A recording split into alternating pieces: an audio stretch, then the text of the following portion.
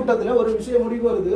அதுல என்ன சொல்றாங்க, எல்லா கலரையும் இடிப்போம்னு சொன்னதுக்கு உங்ககிட்ட இருந்து யாராவது ஒரு ஆளு இந்த கன்சர்னை வெளிப்படுத்திருந்தீங்கன்னா அன்னைக்கு அந்த பிரச்சனை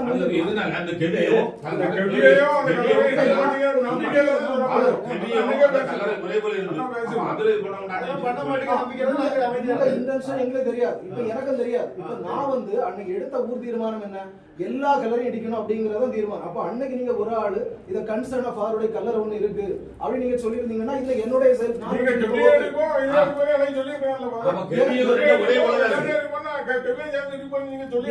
நான் மனசுல என்னுடைய அண்டர்ஸ்டாண்டிங் அதுவாதான் இருக்கு. எல்லா கலரையும் இடிக்கணும் சொல்லி ஊர்ல இருந்து எத்தனை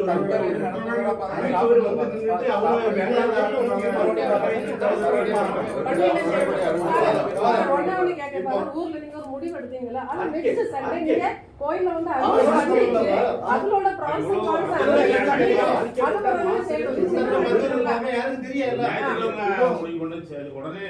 இப்ப விஷயம் ஒவ்வொரு ஊர்கள்ல இருக்கிற விஷயங்கள் இதுக்கு முன்னாடி நான் ஒரு ஊர்ல இருந்தது எல்லாத்தையும் அடிப்படையில பார்க்கும்போது சில விஷயங்களை பப்ளிக்கா நம்ம சொல்ல முடியாது. அந்த அனௌன்ஸ்மெண்ட் பண்ணா அதுக்கடையில 1000 அரசியல் இருக்கு.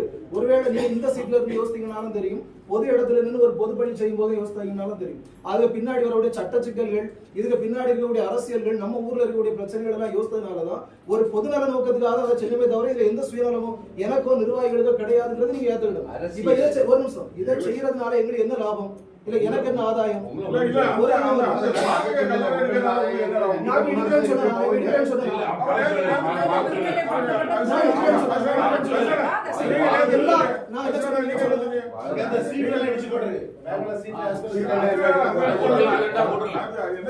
நீங்க அந்த கல்லறை இடிச்ச உடனே நான் என்ன நினைச்சேன்னா கார்பரேஷன் நான் ஸ்டே வாங்கணும்னு நினைச்சேன்.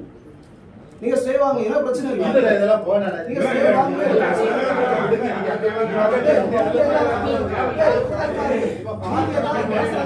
ஏதோ எல்லாரும் சேர்த்து ஏன் அவசரம் பிரச்சனை இல்ல.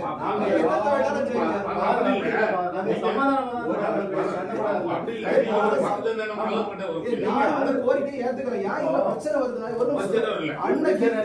அன்னைக்கு நீங்க ஒருவேளை கன்சர்னா சொல்லியிருந்தீங்க கன்சர்னா சொல்ல வேண்டிய அவசியம் இல்லை.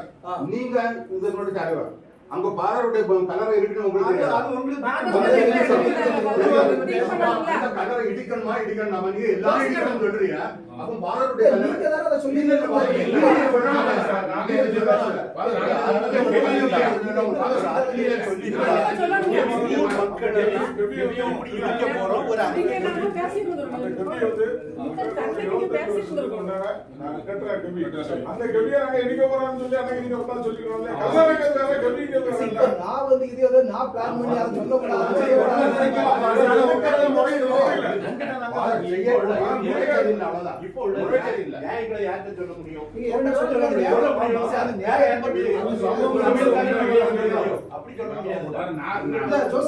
நில்லுங்க. ஏன் இப்ப இல்ல எல்லாரும் பேசிட்டு தானே இருக்கிறோம்.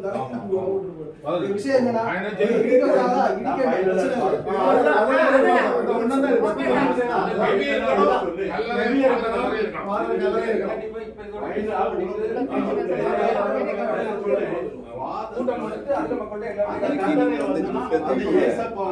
ஒரே ஒரு ஆளு கேட்டான்.